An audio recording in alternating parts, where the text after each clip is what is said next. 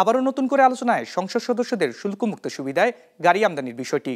শুল্কমুক্ত সুবিধায় আনা শেখ হাসিনা সরকারের সাংসদ ও মন্ত্রীদের বিলাসবহুল গাড়ি আটকে গেছে চট্টগ্রাম বন্দরে।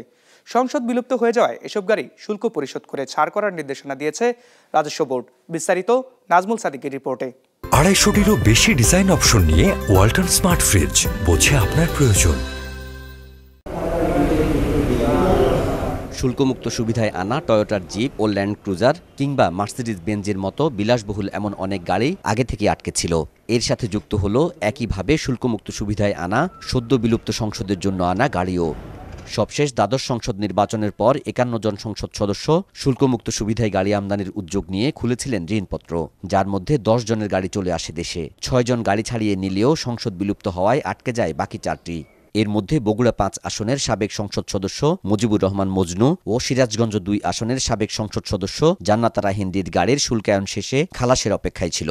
আর ময়মনসিংহ 7 আসনের সাবেক সংসদ সদস্য ABM আনিসুজ্জামান এবং টাঙ্গাইল 8 আসনের সাবেক সংসদ সদস্য অনুপম শাহজাহানের গাড়ির শুল্কায়ন শেষ হওয়ার আগেই ভেঙে দেওয়া হয় সংসদ। বিগত সরকারের যে মন্ত্রী বা সংসদ সদস্য যারা ছিলেন তারা যে প্রিভিলেজ সুবিধা যে গাড়িগুলো নিয়ে আসতেন, এরকম 4টা গাড়ি আমাদের এখানে বিল অফ এন্ট্রি ফেলা হয়েছিল। তার মধ্যে 2টা অ্যাসেসমেন্ট হয়েছে, 2টা এখনো অ্যাসেসমেন্ট হয়নি। এ নিয়ে কাস্টমসের পাশাপাশি বিপাকে চট্টগ্রাম বন্দর কর্তৃপক্ষ। এসব গাড়ি নিলামে বিক্রির জন্য জাতীয় রাজস্ব বোর্ড সিদ্ধান্ত দিয়েছে। বন্দর কর্তৃপক্ষ জানিয়েছে নিয়ম অনুযায়ী পদক্ষেপ নেওয়ার কথা। এক্ষেত্রে সম্প্রতি এনবিআর থেকে একটা সিদ্ধান্ত হয়েছে, এ সকল গাড়িগুলা নিলামে বিক্রি হবে। তো সেই হিসেবে চট্টগ্রাম বন্দর থেকে আমরা যা যা আমাদের নির্দেশনা অনুযায়ী সাপোর্ট দিতে হয় সেটা আমরা করে যাব। তবে বিলাসবহুল এসব গাড়ি ছাড় করাতে 810% পর্যন্ত শুল্ক পরিশোধ করতে হবে। সেক্ষেত্রে প্রতিটি গাড়ির বাংলাদেশি দাম হবে বাজার দরের চেয়ে অনেক বেশি। সেম গাড়িটাই, এটা যদি আবার পেট্রোলটা নিয়ে আসেন, এটা তো ডিজেল, ওইটা জাপান থেকে নিয়ে আসলে আরও কমে পাবেন। তো এই গাড়ি কেন আমি ডিউটি দিয়ে নিব? কোনোভাবে এটা অ্যাডজাস্ট হয় না। এটা ডিউটি ফ্রি থেকে সম্ভব, ডিউটি দিয়ে এটার কস্টিং হয় না।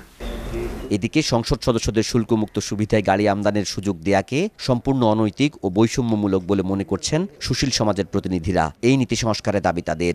এমপি হওয়ার পরে জনগণের টাকা তছরূপ করার অনেকগুলো কাহিনীর মধ্যে এটা অন্যতম।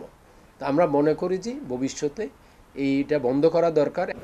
আলোচিত 10টি গাড়ির মধ্যে ছাড়িয়ে নেওয়া 6টির মালিক হলেন সাবেক ডেপুটি স্পিকার শামসুল হক টুকু, সাবেক মন্ত্রী ডক্টর আব্দুর রাজ্জাক, মোহাম্মদ এ আরাফাত এবং সাবেক সংসদ সদস্য ফেরদৌস, সাকিব আল হাসান ও ব্যারিস্টার সাইদুল হক সুমন। নাজমুল সাদিকি, বিজনেস রিপোর্ট, মাছরাঙ্গা টেলিভিশন।